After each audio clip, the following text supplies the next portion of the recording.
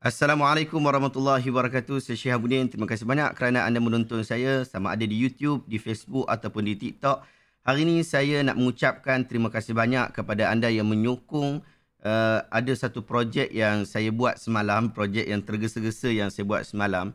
Backgroundnya begini, ada seorang daripada sahabat kita yang baru memeluk agama Islam. Dia komen di YouTube saya dan bertanya berkaitan tentang buku apakah yang sesuai untuk dia baca bagi memahami agama Islam. Saya berfikir buku yang bagus untuk dia faham adalah buku-buku yang di peringkat asas, di peringkat yang tak perlukan banyak perbincangan, tetapi asas-asas ini penting bagi umat Islam. Tak kiralah dia baru memeluk Islam ataupun dah lama masuk Islam tapi tak faham-faham lagi bab basic isu-isu agama. Maka saya memilih 11-12 buku untuk kegunaan beliau dan saya dah buka satu crowdfunding untuk beliau dan Alhamdulillah kita telah melengkapkan crowdfunding berkenaan. Dah cukup dah lah. Tapi hari ini saya nak sebutkan kepada anda apakah buku-buku berkenaan yang saya cadangkan kepada beliau untuk beliau baca dan Alhamdulillah kita dah kumpulkan buku-buku itu dan kita akan serahkan kepada beliau insya-Allah. Yang pertama adalah buku Sirah Nabi Ar-Rahiq Al-Makhtum berkaitan tentang sirah Nabi SAW, perjalanan hidup baginda Nabi SAW. Biasanya orang yang baru memeluk agama Islam, dia nak tahu tentang kehidupan Nabi. Lalu buku ini cukup bagus sebab dia bagi tahu tentang kehidupan Nabi daripada sebelum Nabi dilantik sebagai Rasul, daripada sebelum Nabi lahir lagi. Sehingga waktu perjalanan hidupan Nabi SAW sebelum dilantik sebagai Rasul dan ketika Nabi dilantik sebagai Rasul sampai umur baginda wafat 63 tahun. Dan buku ini lengkap berkaitan tentang sirah Nabi. So saya cadangkan buku ini. Kemudian buku Hadis 40 Imam Nawawi. Yang mana buku Hadis 40 ni adalah buku yang telah dirangkum oleh Imam Nawawi rahimahullah yang menjelaskan tentang 42 hadis yang cukup penting dalam kehidupan kita. Yang kita tak boleh abaikan 42 hadis berkenaan. Dan kita bukan bagi hadis sahaja, ini adalah syarah bagi hadis 40 yang bagi saya, ia adalah syarah yang paling bagus sepanjang saya membaca hadis-hadis 40 daripada karangan ulama-ulama yang pelbagai. Bagus dengan maksud apa? Bagus dengan maksud ia memudahkan orang awam di dalam memahami apakah maksud hadis-hadis itu dan bagaimanakah untuk melaksanakan hadis-hadis berkenaan. Kemudian saya cadangkan juga buku yang saya tulis iaitu Tata Cara Solat Rasulullah Berpandukan Mazhab Syafi'i yang ini berkaitan tentang isu fardu ain yang begitu asas, berkaitan tentang wudu, berkaitan tentang tayamum, berkaitan tentang mandi wajib, berkaitan tentang najis, berkaitan tentang aurat dan berkaitan tentang bagaimana kita nak melakukan solat. Sama ada perkara-perkara sunat, perkara-perkara rukun di dalam solat, bahkan disebutkan sebelum daripada itu syarat sah solat dan perkara-perkara yang membatalkan solat. Daripada sebelum awak solat, sampailah awak bagi salam dan kita akhirkan dengan zikir selepas solat. Ada di dalam buku ini dan buku ini adalah hasil daripada penelitian saya dan juga terjemahan sebahagian daripada buku fiqh Syafi'i yang saya mengaji dekat Al-Azhar dahulu. Jadi saya masukkan di situ dan rujukan-rujukan di sini juga diambil daripada kitab-kitab Mazhab Asy-Syafi'i rahimahullah.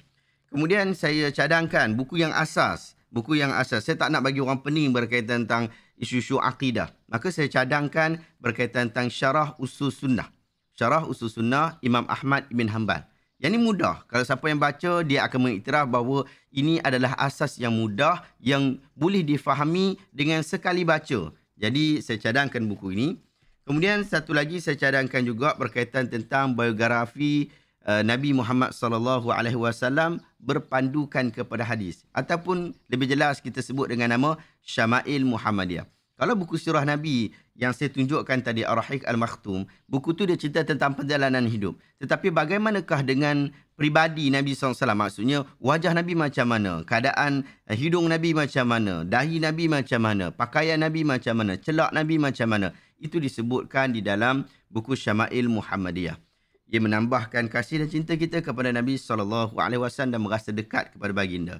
Dan buku yang saya cadangkan juga adalah buku Asas-Asas Islam, Mabadi' al-Islam yang ditulis oleh Syekh Maulana Abul A'la Al-Maududi. Ia buku yang begitu asas, sangat mudah, basic untuk orang Islam dan juga orang yang baru mengenal Islam. So saya cadangkan buku ini. Demikian juga saya rangkumkan sekali dengan buku Akidah Salaf dan Ahli Hadis yang bagi memudahkan beliau.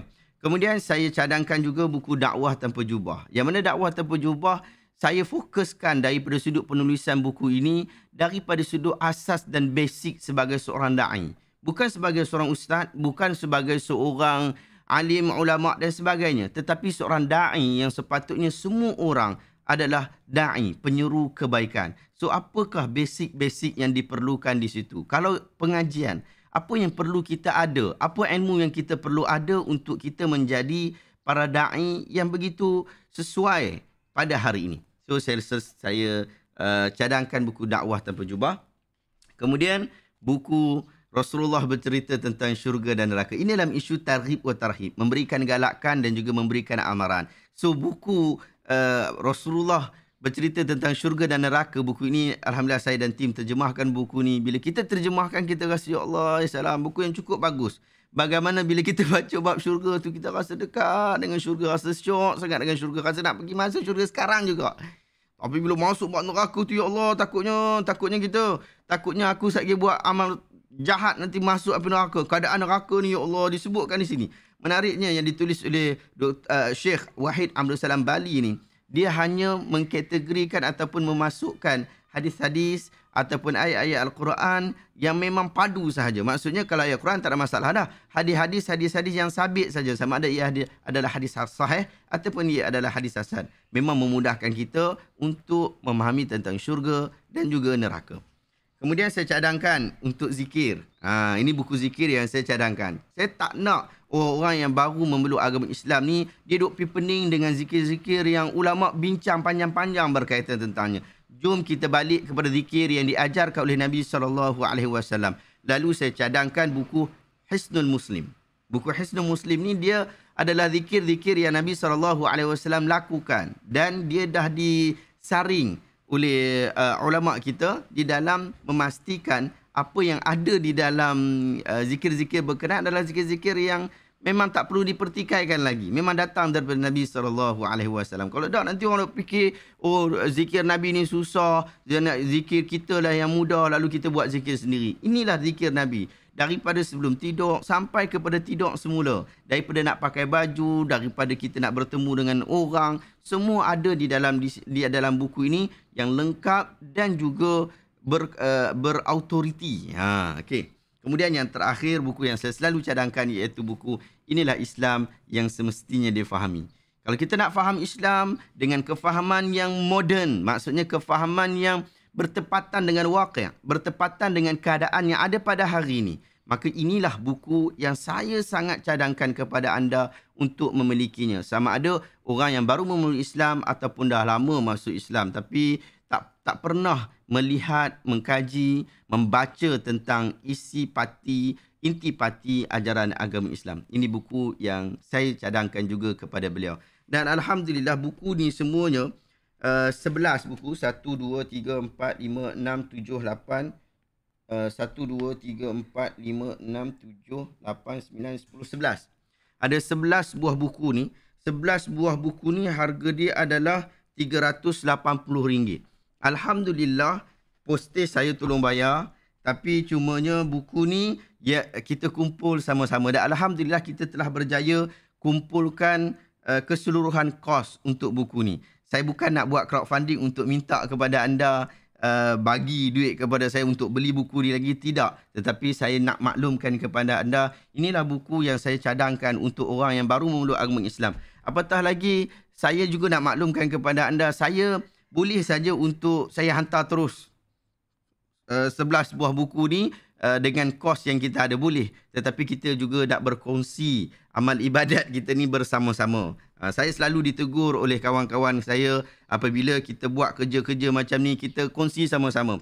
Saya boleh terjemahkan buku, saya boleh terbitkan buku, tim saya terbitkan buku dan kita boleh uruskan penerbitan sebuah buku. Apa salahnya kalau orang lain pula boleh bantu daripada sudut membayar kos buku-buku berkenaan dan akhirnya semua orang dapat manfaat daripada satu kehendak seorang yang baru memeluk Islam. Kalau dia dah memahami agama Islam seperti itu, dia ajak anak-anak dia, dia bawa orang lain masuk Islam, dia akan ajar perkara yang sama yang berasal daripada buku-buku yang kita telah berikan kepada dia. Alangkah indahnya hidup kita seperti itu. Moga-moga kita berdoa, kita dapat manfaat ilmu itu, kita dapat manfaat di hari akhirat nanti. Wallahu ta'ala alam. Terima kasih banyak kerana menonton. Wassallallahu ala sayyidina Muhammad. Subhanakallahumma wa bihamdika asyhadu an la ilaha illa anta astaghfiruka wa atubu ilaik. Terima kasih banyak. Assalamualaikum warahmatullahi wabarakatuh.